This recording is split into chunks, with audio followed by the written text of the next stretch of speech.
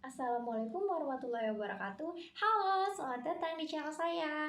Pada video kali ini, saya akan membawakan materi mengenai jenis-jenis paragraf. Sebelumnya, perkenalkan nama saya Riza Ramayani dengan NIM 21130160676 dari Prodi S1 Farmasi Umum kelas A.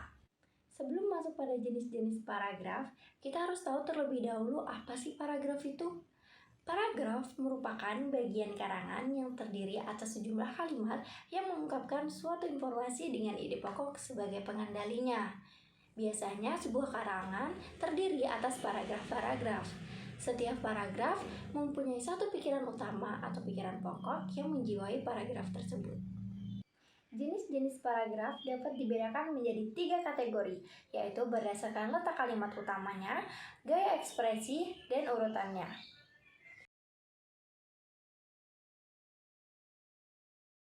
Jenis paragraf berdasarkan letak kalimat utama. Yang pertama yaitu terdapat paragraf deduktif. Paragraf deduktif adalah paragraf yang kalimat utamanya terletak di awal paragraf dan dilanjutkan oleh kalimat-kalimat penjelas untuk mendukung gagasan utama. Kedua yaitu terdapat paragraf induktif.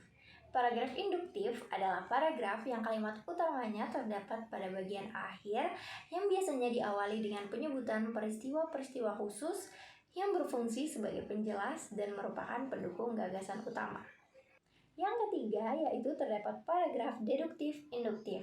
Paragraf deduktif-induktif adalah paragraf yang kalimat utamanya terdapat pada bagian awal dan akhir. Adanya dua kalimat utama itu hanya merupakan bentuk pengulangan gagasan utama untuk mempertegas informasi. Paragraf dengan pola ini dimulai dari pernyataan yang bersifat umum, diikuti dengan pernyataan-pernyataan yang bersifat umum, diikuti juga dengan pernyataan-pernyataan yang bersifat khusus sebagai penjelas, dan diakhiri dengan pernyataan umum lagi yang merupakan pengulangan dari gagasan utama. Yang keempat yaitu terdapat paragraf ineratif. Paragraf ineratif adalah paragraf yang kalimat utamanya terletak di tengah-tengah paragraf. Paragraf ini diawali dengan kalimat-kalimat penjelas sebagai pengantar, kemudian diikuti oleh gagasan utama, dan ditambahkan lagi dengan kalimat-kalimat penjelas untuk menguatkan atau mempertegas informasi.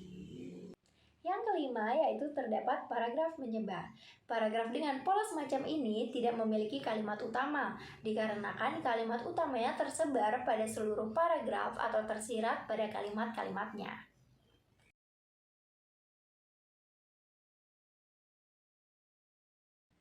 Jenis-jenis paragraf berdasarkan ekspresi atau cara pembawaan. Yang pertama yaitu terdapat paragraf narasi. Paragraf narasi merupakan paragraf fiksi atau non-fiksi yang berisi kisahan, rekaan, atau pengalaman berdasarkan pengembangannya dari waktu ke waktu, sehingga seolah-olah pembaca mengalami sendiri peristiwa itu. Yang kedua yaitu terdapat paragraf deskripsi.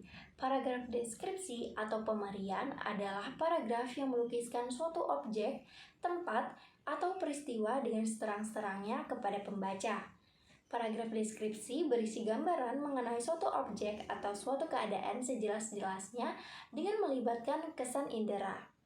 Paragraf ini bertujuan untuk memberikan kesan atau impresi kepada pembaca terhadap objek, gagasan, tempat, peristiwa, dan semacamnya yang ingin disampaikan oleh penulis. Yang ketiga yaitu terdapat paragraf eksposisi. Paragraf eksposisi atau paparan adalah paragraf yang memajankan, menjelaskan, atau menginformasikan suatu hal untuk menambah pengetahuan atau pemahaman pembaca. Paragraf eksposisi bertujuan untuk menginformasikan sesuatu sehingga memperluas pengetahuan pembaca. Paragraf eksposisi bersifat ilmiah atau non-fiksi. Sumber untuk penulisan paragraf ini dapat diperoleh dari hasil pengamatan, penelitian, atau pengalaman.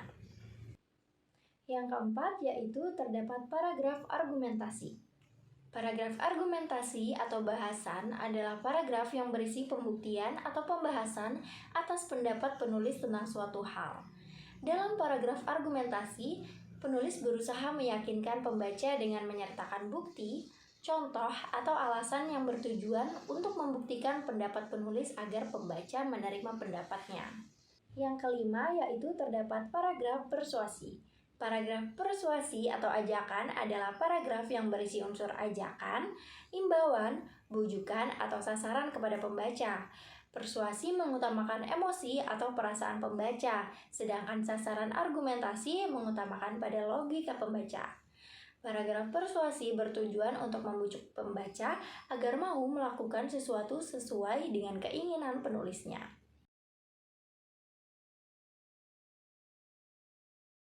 Selanjutnya, terdapat jenis paragraf berdasarkan urutannya. Yang pertama yaitu paragraf pembuka. Menurut Romadi dan Nasution pada tahun 2010, paragraf pembuka dapat disebut juga paragraf pendahuluan atau introduction.